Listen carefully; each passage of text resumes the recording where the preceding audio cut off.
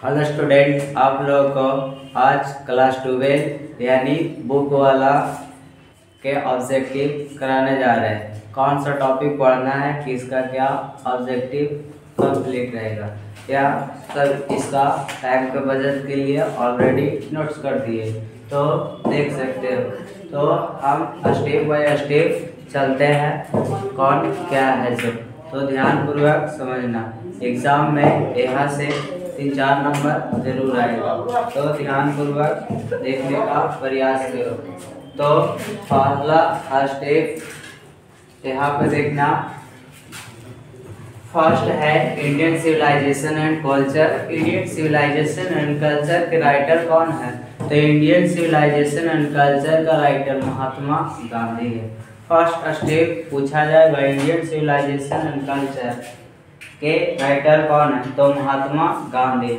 महात्मा गांधी का जन्म कब हुआ? तो 2 अक्टूबर 1869 में। और मृत्यु कब हुआ? तो 30 जनवरी यानी शहीद दिवस मनाया जाता है 30 जनवरी को। तो 30 जनवरी 1948 ईस्वी में। तो फिर इससे क्या ऑब्जेक्टिव आएगा? तो पूछा जाएगा इंडियन सिविलाइजेशन एंड कल्चर क्या है? तो ए से बोलना यानी निबंध के रूप में भारतीय सभ्यता संस्कृति को महात्मा गांधी के द्वारा दर्शाया गया है। तो इस प्रकार से तो पूछा जाएगा। दूसरा है Bharat is my home. Bharat is my home का राइटर कौन है? तो डॉक्टर जाकिर हुसैन है। डॉक्टर जाकिर हुसैन। डॉक्टर जाकिर हुसैन का जन्म 1897 में और मृत्यु 1969 में हुआ है। और ये कहाँ के राइटर है डॉक्टर जाकिर हुसैन? तो इंडिया का ही है। पूछा जाएगा कि थर्ड प्रेसिडेंट ऑफ इंडिया, तो डॉक्टर जाकिर हुसैन मतलब तीसरा राष्ट्रपति और दूसरा उप राष्ट्रपति के रूप में डॉक्टर जाकिर हुसैन। डॉक्टर जाकिर हुसैन एक ऐसा प्रेसिडेंट थे जो क्या चीज कार्यकाल में यानी ऑफिस में ही इनका मृत्यु हो गया था। अगला point A, doctor Zakir Hussain Bharat is my home को किस रूप में लिखा है? तो भारत इज माई होम को ए भाषण यानी स्पीच के रूप में लिखा।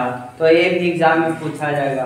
तो अगला point A pinch of snap, एक चुटकी सूंघनी खैनी बोलता है। तो इसका राइटर कौन है? तो मनोहर मालगोनकर है।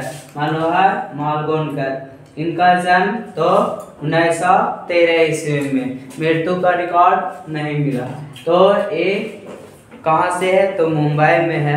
इसमें नानू काका आता है मेन नरेटर यानी मिटरनल अंकल के नाम से नानू काका को जानते हैं। एक किस रूप में लिखा है? तो शॉर्ट स्टोरी के रूप में ये लिखा है नानू काका। दूसरा आई हैव ए ड्रीम, मेरा एक सपना है। तो I have a dream. I have a dream जो है वो कौन लिखे हैं? तो मार्टिन लूथर किंग। ए मार्टिन लूथर किंग कहाँ के हैं? तो यूएसए के। पूछा जाएगा मार्टिन लूथर किंग यूएसए यानी अमेरिका में, अमेरिका के राइटर है। इन्होंने अपने सपने के रूप में क्या लेते हैं? तो काले गोरे लोग का क्या चीज झगड़ा रहता है, गोरे लोग के पूरा अधिकार मिलता है, काले लोग के नहीं मिलता है। तो काले लोग के अधिकार दिलाने के लिए ये Martin Luther king Lincoln memorial hall में काची करता है, अपने भाषण के रूप में स्पीच देता है कि हम काले लोग के अधिकार को दिला करके रहेंगे। तो यहाँ पे तो I have a dream Martin Luther king, इनका जन्म 1929 में हुआ और 1968 में इनका मृत्यु हुआ। आगे चलते हैं। एक किस रूप में लिखा है? तो स्पीच यानी भाषण के रूप में आई हैव ए ड्रीम लिखा है। ये सब ऑब्जेक्टिव के पॉइंट ऑफ व्यू से VVI पॉइंट बता रहे हैं, ये सब पर केयर करना। अगला है ideas that have helped mankind. Ideas that have mankind, ideas that have helped mankind के राइटर कौन है? तो बर्ट्रैंड रसेल है। कौन है? तो बर्ट्रैंड रसेल है। बर्ट्रैंड रसेल जो है वो 1872 ईस्वी में इनका जन्म होता है और 1970 ईस्वी में इनका मृत्यु होता है। ये कहाँ के राइटर है? The UK, United kingdom.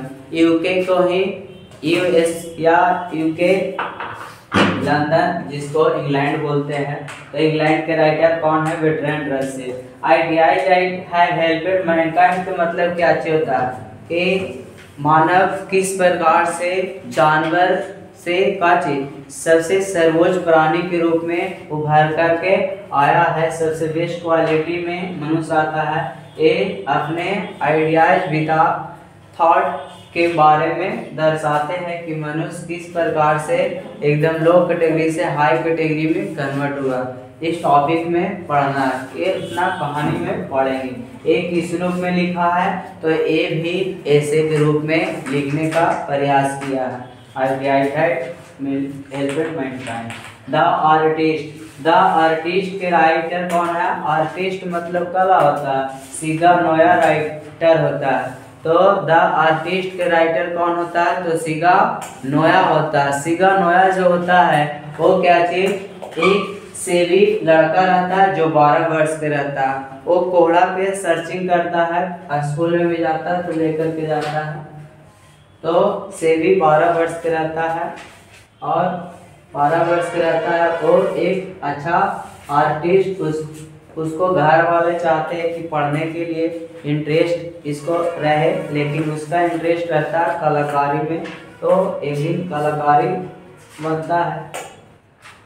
सिगा Noah का जन्म 1883 में और 1971 में इनका मृत्यु हो जाता है। बोला जाएगा सिगा नोया जो है वो कहाँ के राइटर है? तो जापान के बोलना। कहाँ के? जापान के। जापान को उगते हुए सूरज के देश भी कहा जाता है, तो यहाँ पे जापान को कहेंगे। और यहाँ पर ये होता है कि सिगा नोया जो द आर्टिस्ट के रूप में लिखा है वो किस रूप में लिखा है? विविया और जोक्टी। तो ये शॉर्ट स्टोरी के रूप में लिखने का प्रयास किए। अगला है a child is born. A child is born के राइटर कौन है? जर्मन ग्रीक है और इनका जन्म क्या चीज 1939 में हो जाता है। ये कहाँ के राइटर है? तो ये ऑस्ट्रेलिया के राइटर है।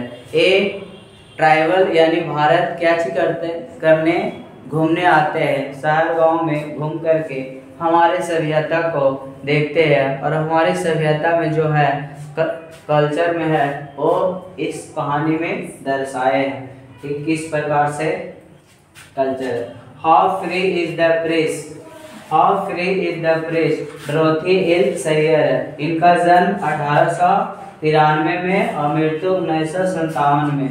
ये कहाँ के राइटर है? तो यूके के हैं। एक किस रूप में लिखा है? तो how free is the press के मतलब प्रेस मतलब मीडिया वाला आज बोलते हैं। तो मीडिया वाला को किस प्रकार से स्वतंत्र मिलता है, किसी से भी सवाल जवाब पूछ सकता है। ये मीडिया के ऊपर ए डोरोथी एल सैयर ने कहानी लिखी है। फिर द अर्थ होता है। द अर्थ एची बीट्स होता है और एची बीट्स का जन्म 1905 में, मृत्यु 1974 में। ये राइटर कहाँ के हैं? तो यूके के हैं। ये भी क्या चाहिए? तो शॉर्ट स्टोरी में एची बीट्स को लिखा गया। द अर्थ इसमें कौन आएगा? तो इसमें 3 पर्सन आता है, जॉनसन आता है, बेंजी आता है और एगो फ्लोरेंस आता है। तो इस प्रकार से इंडियन थॉट ट्राइबल आई। एक इंडियन थॉट ट्राइबल आई मतलब इंडिया में ट्राइबल करने आया तो एक नज़र देखा इंडिया को। पल्स इस वक्त राइटर है। इनका जन्म 1892 में और 1973 में इनका मृत्यु यूके यानी यूनाइटेड किंगडम में इनका मृत्यु होता है, इंग्लैंड में। आगे चलते हैं। ए मैरिज प्रपोजल, इसमें इसका राइटर कौन है? एंटोन चेखोव है। 1860 में इनका जन्म होता है और 1904 में इनका मृत्यु हो जाता है। एक इस रूप में लिखा तो एक कॉमेडी के रूप में लिखने का प्रयास किए। तो इस प्रकार से हम लोग हर एक कहानी को डिटेल से देखें ऑब्जेक्टिव के पॉइंट ऑफ व्यू से। तो ये सारा ऑब्जेक्टिव याद रख लेना।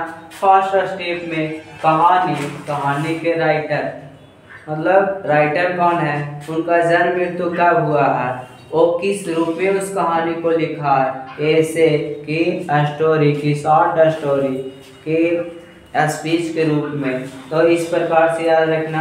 दूसरा, जो राइटर है वो कहाँ के है, इतना ऑब्जेक्टिव में पूछा जाता है। तो अब कहानी के दूसरा यानी पोएम में चलेंगे ऑब्जेक्टिव के पॉइंट ऑफ व्यू से। तो मिलते हैं नेक्स्ट वीडियो में।